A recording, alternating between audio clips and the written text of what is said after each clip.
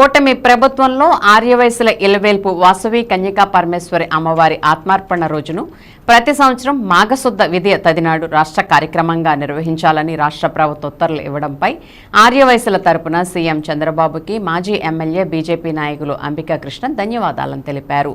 నందమూరి బాలకృష్ణకు ప్రభుత్వం పద్మభూషణ అవార్డు ఇవ్వడం చాలా సంతోషంగా ఉందని బాలకృష్ణకు శుభాకాంక్షలు ప్రముఖ సినీ నిర్మాత అంబికా కృష్ణ తెలిపారు.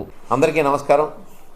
ఈరోజు ముఖ్యమంత్రి చంద్రబాబు నాయుడు గారు కూటమి ప్రభుత్వంలో ఉంటూ మాకు ఒక అద్భుతమైనటువంటి నిర్ణయాన్ని ప్రకటించారు. అదేంటంటే వాసవి మాత అమ్మవారి యొక్క ఆత్మార్పణ దినోత్సవానికి రోజున ప్రభుత్వ కార్యక్రమంగా చేయాలని ఒక నిర్ణయం తీసుకుంటూ ఏదైతే కనకదుర్గ అమ్మవారికి ప్రతి సంవత్సరం కూడా పట్టుబట్టలు తీసుకెళ్ళి ఇవ్వటం అనేది సాంప్రదాయంగా వస్తుందో అదే ప్రకారంగా ప్రతి సంవత్సరం అమ్మవారి ఆత్మార్పణ దినం రోజున అంటే రేపు 37వ తారీఖున వస్తుంది, రేపు ఎల్లుండి 37వ తారీఖున శుక్రవారం ఈ సంవత్సరం వస్తుంది.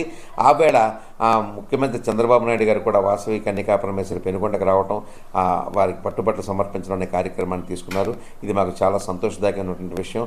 ముఖ్యంగా ఆర్యవయసులకు సంబంధించి మొన్న కూడా మన డిసెంబర్ 15వ తారీఖున పొట్టి శ్రీరాములు గారు ఏదైతే ఆయన కాలం చేశారో ఆ రోజున ప్రభుత్వ సెలవు దినంగా ప్రకటించడమే కాకుండా ప్రభుత్వ కార్యక్రమాలు ప్రభుత్వ ఆఫీసుల్లోనూ కూడా పొట్టి శ్రీరాములు గారికి నివాళులర్పించే కార్యక్రమం చేశారు.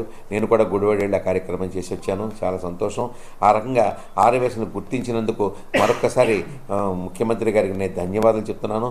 మనస్ఫూర్తిగా దైవ కార్యక్రమాలు చేయండి, దైవ కార్యక్రమాలు చేసిన ద్వారా మనకి మంచి శక్తి వస్తుందని చెప్పి మరొకసారి నేను చెప్పుకుంటూ ఆర్యవయసులకు సంబంధించినటువంటి ఈ కార్యక్రమం 2 కార్యక్రమాలకి మీరు చేసినందుకు కూటమి ప్రభుత్వానికి ధన్యవాదాలు చెప్తూ ముఖ్యంగా చంద్రబాబు నాయుడు ప్రభుత్వానికి కూడా ధన్యవాదాలు చెప్తూ చంద్రబాబు నాయుడు గారు మరింత మా పేదల్లో వయసుల్లో కూడా చాలామంది పేదలు ఉన్నారు, వాళ్ళకు కూడా ముందుకు తీసుకురావాల్సిన బాధ్యత మీకుందని మరొకసారి గుర్తు చేస్తూ సెలవు. నమస్కారం.